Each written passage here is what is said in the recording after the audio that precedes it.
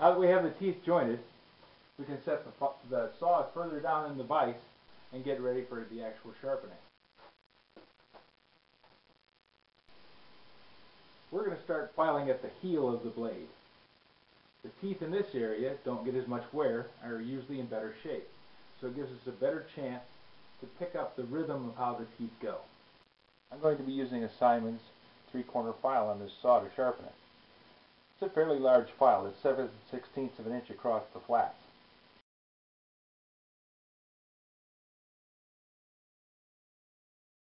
The reason for using such a large file is I want to use only half of the file when I'm filing the tooth. That way, as I file across the tooth and I wear down this half of the file, when that side gets dull, I can rotate it and still have half of this face and half of that face sharp, so I can extend the life of my file. If I were to try and use a narrow file like this one, all of this face would wear away, most of this face would wear away. When I rotated it, I still would have partially dull face on the saw.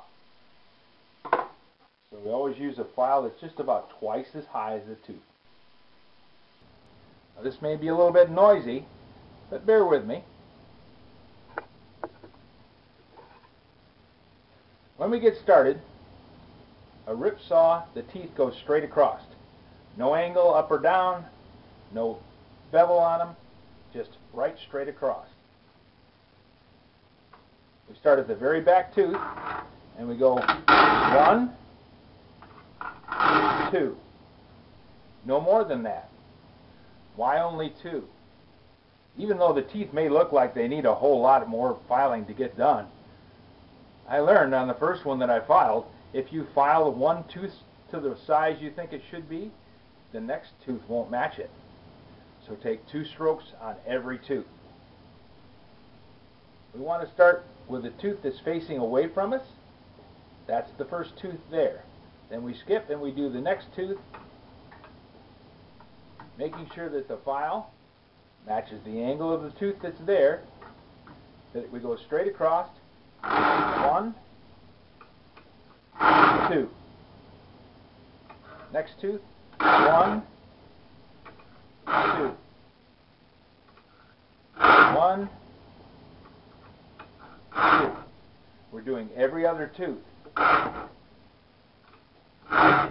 why is that important?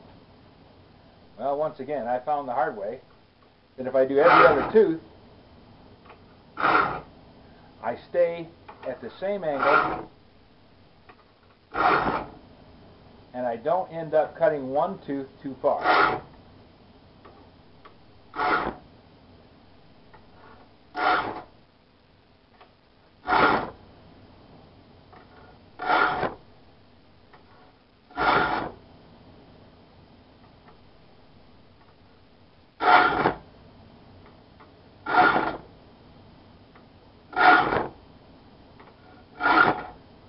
Goes pretty quick once you get started.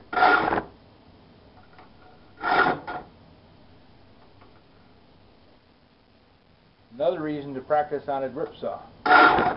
Big teeth. There's not as many of them.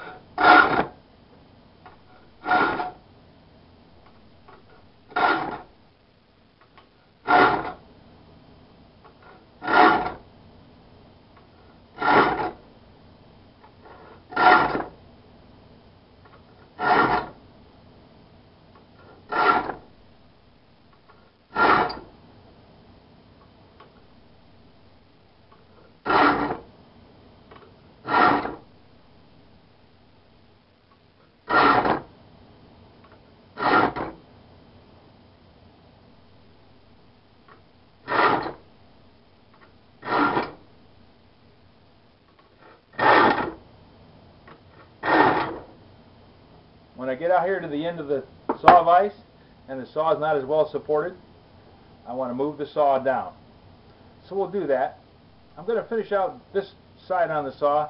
When I get around to the other side, we'll come back to it. Now let's sharpen this side.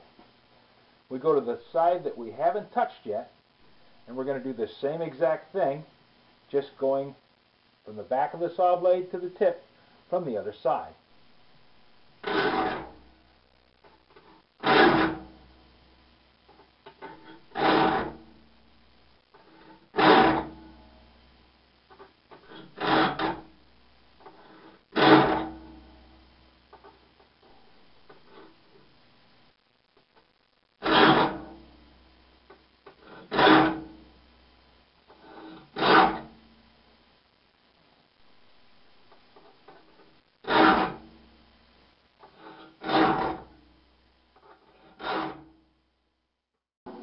Let's take a close look at these teeth.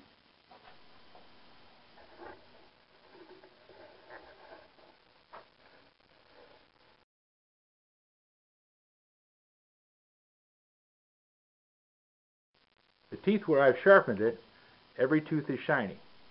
As we go down here where I haven't sharpened it yet, you can see that every other tooth is shiny.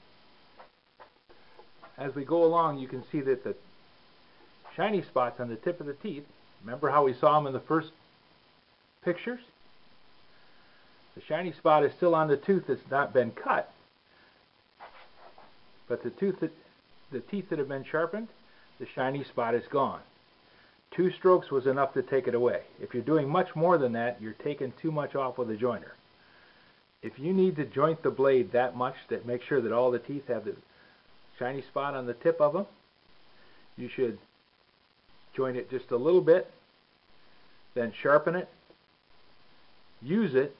It won't cut quite as well as it would if you did it completely. You notice when I'm running the file, I put the file in the groove, flush it out against the tooth, and push forward. Then lift the file, come back, and repeat the stroke. You don't want to push the file and then drag it back over the same spot, because all you're doing is dulling the teeth on the file and messing up the nice pattern that you got into the tooth from the teeth while cutting it. Always forward. If you start out doing this, it becomes second nature to you very quickly.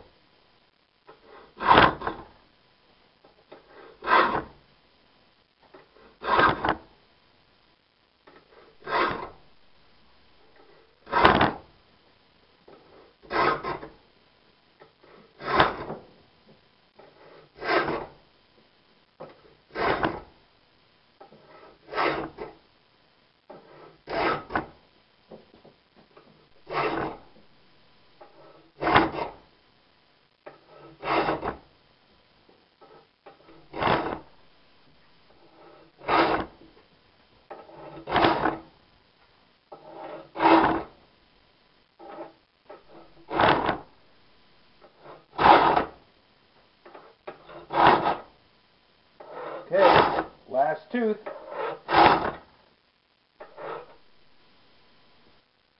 Now our saw has been sharpened to the first stage.